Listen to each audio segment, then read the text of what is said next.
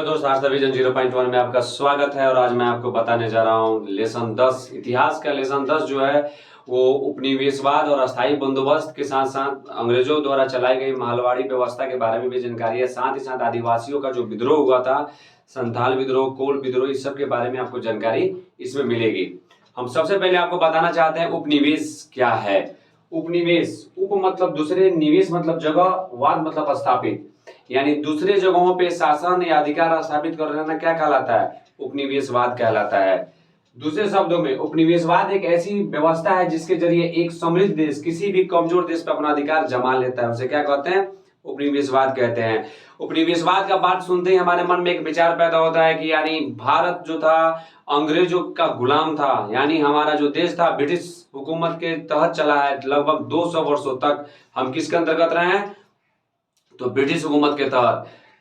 इसी में एक आता है साम्राज्यवाद, यानी इसकी परिभाषा आप तीनों दे सकते हैं, बात एक ही है। यहाँ पे साम्राज्यवाद लिखा गया और यहाँ पे उपनिवेशवाद लिखा गया है। जब कोई शक्तिशाली देश किसी कमजोर देश पे, जब कोई शक्तिशाली देश किसी कमजोर देश पे आर्थिक, सामाजिक और राजनीतिक, इन तीनों दृष्टियों से अपना वर्चस्व का अर्थ होता है अधिकार स्थापित कर लेता है, उसे साम्राज्यवाद कहते हैं, चाहे उपनिवेशवाद कहते हैं।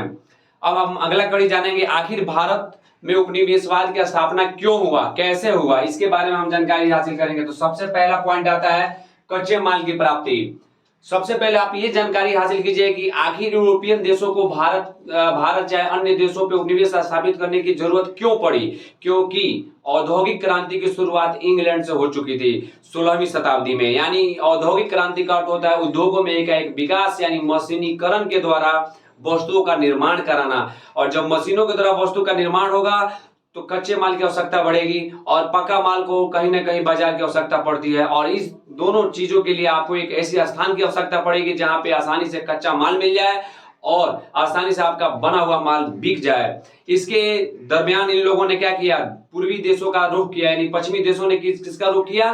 पूर्वी देशों का रुख किया, जिसमें पहला अगर कोई व्यक्ति आया यूरोपियन तो था पुर्तगाली वास्को डिगामा, फिर आया डच, फिर आया अंग्रेज, फिर आया फ्रांस। लेकिन सबसे ज्यादा अगर भारत में शासन स्थापित भारत में व्यापारिक स्थिति दृष्टिकोण से रहा तो वो था अंग्रेज। कौन थे?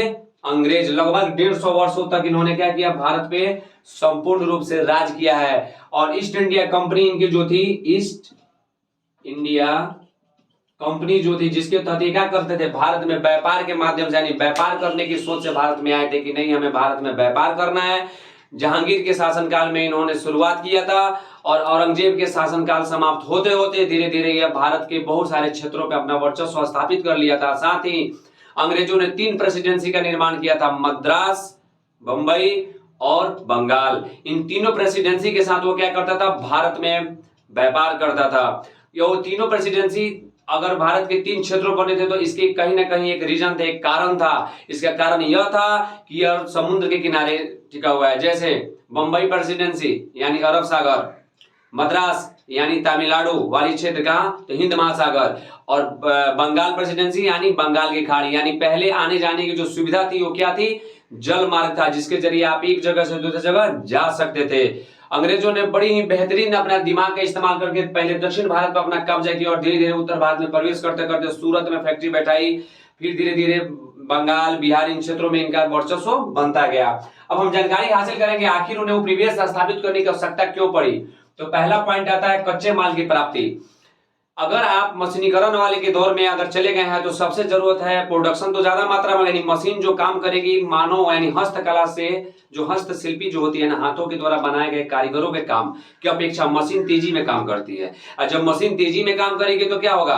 कच्चे माल की आवश्यकता पड़ेगी और कच्चा माल अगर प्रचुर मात्रा में नहीं मिलेगा तो यानी आपका प्रोडक्शन और उद्योग धंधा धीरे धीरे लॉस में चला जाएगा, चाहे कहा जा सकता है खत्म हो सकता है। इसलिए कच्चे माल की आवश्यकता इन्हें थी।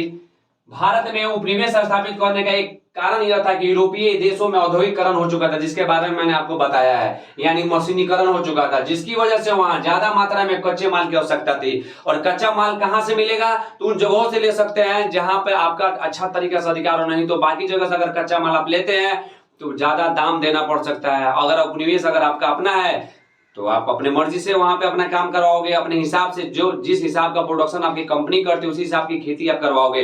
यानी कपास की खेती कराओगे क्योंकि आपके यहाँ कपड़ा ज्यादा बनता है, नील की खेती कराए थे। यानी सबसे आपको जानकारी यह मिलती है कि जो इंग्लैंड में आवश्यकता थी उसी चीज की ये लोग क्या कराते थे, भारत में खेती। यानी कच्चा माल यहाँ से आसानी से ले जाते थे और इसे पक्का माल बनाकर पुनः हमें महंगे दामों में बेचा करते थे। तो इससे आपको यह जानकारी हासिल होता है कि इनका पहला लालच क्या था कि कच्चे माल की प्राप्ति, और कच्चे माल की प्राप्ति उन क्षेत्रों में हो जाएगी जहां पे भूमि उपजाऊ हो, वह क्षेत्र जहां औद्योगिकरण न हुआ हो, वहीं से आप आसानी से कच्चे माल ले सकते हैं। दूसरा पॉइंट था इनका निर्मित माल की खपत। निर्मित माल की खपत का मतलब होता है कि मान लीजिए हमने प्रोडक्शन से अपना वस्तु तैयार कर लिया, अब उसे बेचेंगे कहां। अगर बाकी बाजारों में जाते हैं तो चुंगी ज्यादा देना, चुंगी का अर्थ होता है कर, उस समय चुंगी कहा जाता था, यानी कर देना पड़ेगा। और कर देने की जो प्रक्रिया है हर देश की अपनी अलग अलग है। इन्होंने उपनिवेश बनाने का एक स्रोत बना लिया था कि व्यापार के साथ साथ हम वहां की सामाजिक और राजनीतिक में भी हस्तक्षेप करेंगे। अर्थव्यवस्था के रूप से तो वो हर देश में गए थे, यानी हर देश में उनका जाने का मंतव्य था व्यापार करना। लेकिन धीरे धीरे वो क्या देखते थे, वहां की एकता में मतलब कमी, या चाहे वहां की प्रशासनिक व्यवस्था में कमी, तो वहां पे अपना राजनीतिक दाव पेच लगाकर वो क्या करते थे, अपना शासन स्थापित कर लेते थे और बाद में उस पर अपना अधिकार ज्यादा कर लेते थे। तो निर्मित माल की खपत करने के लिए उन्होंने क्या किया, उन जगहों को ढूंढा जहां पे हम आसानी से बाजार लगा सके और जबरदस्ती यानी जबरन भी हम चाहे तो अपना वस्तु बेच सके और हमें टैक्स ना ज्यादा देना पड़े। और इस दौरान उन्होंने भारत में क्या किया, अपना उपनिवेश स्थापित किया। यानी हमारे यहाँ से कच्चे माल लेके जाते थे, यानी कच्चे मसाले लेके जाते थे, पके मसाले लेके आते थे। हमारे यहाँ से कपास लेके जाते थे, वहां से कपड़ा बना के लाते थे। अब जिसकी वजह से उनकी कपड़े का जो मशीन द्वारा बनता था वो बड़ी महीन बनती थी, हाथों की अपेक्षा थोड़ा सा उसमें अंतर देखा जाता था, जिससे मार्केट में इनकी कपड़े की वैल्यू ज्यादा बढ़ गई और यह ज्यादा मात्रा में भारतीय लोगों के प्रति, भारत के लोगों के प्रति जो इनका जो विचार था वो बदलता गया। उन्होंने इनको क्या किया, इन्हीं का वस्तु इन्हीं को वापस देने में महंगा देने लगे। यानी अगर 10 रुपए की सामान यहाँ से लेके जाते थे और ला के 100 रुपए में बेचा करते थे। और यह आदत देखिए सबसे बड़ी चीज होती है, कोई चीज की आदत। लोग कहता है ना कि मोबाइल चलाना खराब है, दुनिया में ये चीज खराब है। खराब कुछ नहीं होता है, आपकी आदतें खराब होती है, हमारी आदतें खराब है। हमारी आदत अगर सही है ना तो सब कुछ सही है, क्योंकि आदत डिपेंड करता है कि आप काम कैसे करते हैं। तो अंग्रेजों ने सबसे पहले मुझे और आप हमारे भारतवासियों क्या किसकी आदि बना दिया, वेस्टर्न कपड़ों का। यानी हमें उन मशीनों द्वारा बने कपड़े का आदि बनाकर उसको महंगे दामों में हमसे बेचना शुरू किया और हम धीरे धीरे कर्जदार भी हो गए और इनके हकदार भी हो गए। अब आता है ईसाई धर्म की प्रचार। देखिए कोई भी देश कहीं जाता है तो अपने साथ साथ सभ्यता संस्कृति का प्रचार प्रसार भी करता है। उसी प्रकार यूरोपीय कंट्री जब भारत आई तो भारत क्या था, हिंदू और मुसलमानों का जो साम्राज्य था उसका एक देश था, लेकिन ईसाई साम्राज्य का देश तो था नहीं। इसलिए यूरोपीय लोग क्या थे, ईसाई धर्म को मानने वाले थे।